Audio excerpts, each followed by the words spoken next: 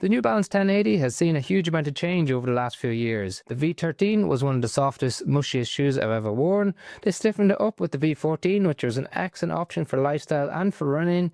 Then with the V15, they've completely transformed the shoe from top to bottom. So first of all, let's look at the big change in the midsole, and that's the informational cushioning that we have in the V15, which replaces the familiar fresh foam X cushioning of the V14. They feel completely different whether you're walking or running in it, and I'll touch on that later. First of all, we've got an increased stack height, so we've got 40 in the rear foot, 34 in the forefoot versus 38 in the rear foot and 32 in the forefoot in the V14. So 2 mils extra stack overall. It keeps the 6 mil drop, but the weight is completely different. So in the V14 we had 332 grams in the size 12 US. It's now 295 grams in the same size, so that's a 37 gram reduction in weight overall in the shoe. They've changed the geometry of the shoe as well, so we don't have this aggressive forefoot rocker that we saw in the V14 with that higher levels of toe spring. We've got a flatter shoe which gives you more contact with the ground. That influences what it feels like when you're transitioning from the back to the front of the shoe when walking and running. And where we had in the V14 an excellent option for protecting the forefoot because it was really stiff, we now have very flexible forefoot, which is relatively rare in max stack shoes. Underneath the shoe, we've got different rubber outsole coverage, so not as much in the midsole. We'll see how it goes over time in terms of durability. And then on top of the shoe, they've completely transformed it with a brand new engineered mesh upper that feels a bit more like a knit, so it wraps around your foot a little bit, and it's a little bit tapered and tighter in the toe box compared to what we saw in the V14.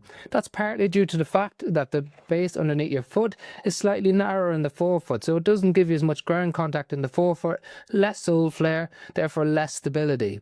Talking about stability, it also has smaller sidewalls on the heel compared to what we saw in the V14. So less sole flare, narrower base of support and smaller sidewalls in the V15 compared to the V14. And as we move up the shoe, we've got a similar tongue, a little bit more padding around the heel counter, and it's a little bit more flexible around the heel counter as well on the V15. So when we think about running and walking, these shoes are completely different.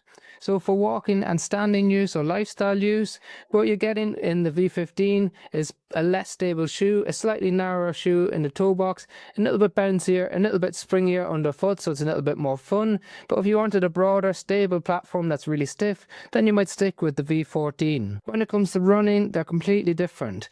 You've got a less aggressive shoe in the V15 that's got a bouncier, springier, more responsive cushioning in the informational cushioning. You no longer sink into it as much, it really springs you and bounces you forward. However, what you get is less stability features and a slightly narrower fit, which means that it's more of a classic neutral than a stable neutral in the V14. When it comes to what type of runs they're useful for, well, the V14 was known for being an easy run shoe, recovery run shoe, something that worked really well if you wanted lots of protection under your foot.